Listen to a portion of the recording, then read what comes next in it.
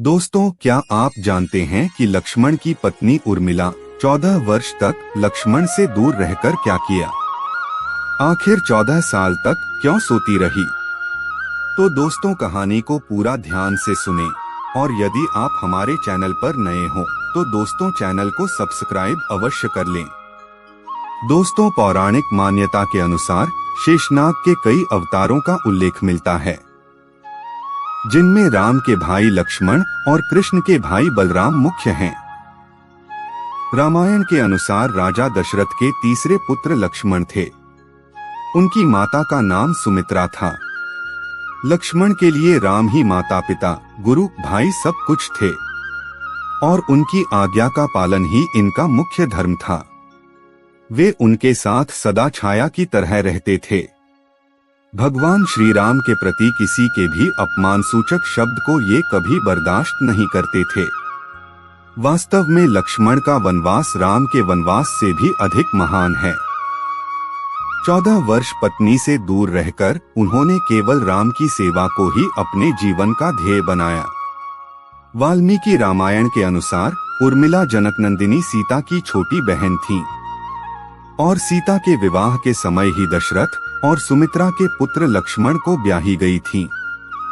जब राम और सीता के साथ लक्ष्मण भी वनवास को जाने लगे, तब पत्नी उर्मिला ने भी उनके साथ जाने की जिद की, परंतु लक्ष्मण ने उन्हें यह कहकर मना कर दिया कि अयोध्या के राज्य को और माताओं को उनकी आवश्यकता है। उर्मिला के लिए यह बहुत कठिन समय था। ऐसे में जबकि वह नई वधू थी और उसके दाम्पत्य जीवन की तो अभी शुरुआत ही हुई थी।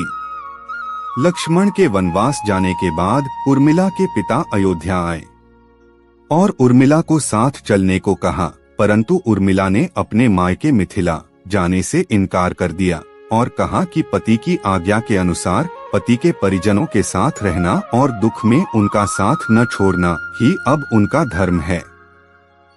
दोस्तों, जब लक्ष्मण अपने बड़े भाई श्री राम और माता सीता के साथ वन जा रहे थे, तब इस सबसे विकट क्षणों में भी उर्मिला आंसू न बहा सकी, क्योंकि उनके पति लक्ष्मण ने उनसे एक और वचन लिया था कि वह कभी आंसू न बहाएंगी, क्योंकि अगर वह अपने दुख में डूबी रहेंगी तो परिजनों का ख्याल नहीं रख पाएंगी।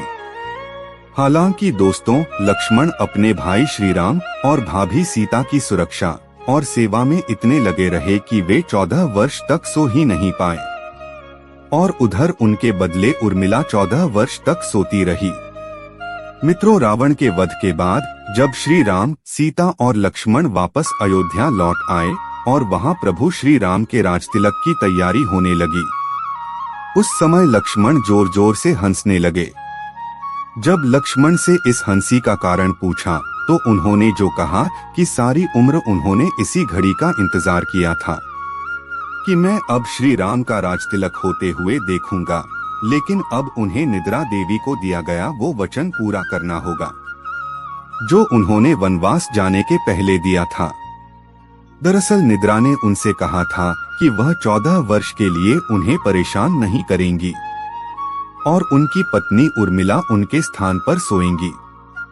निद्रा देवी ने उनकी यह बात एक शर्त पर मानी थी कि जैसे ही वह अयोध्या लौटेंगे उर्मिला की नींद टूट जाएगी और उन्हें सोना होगा।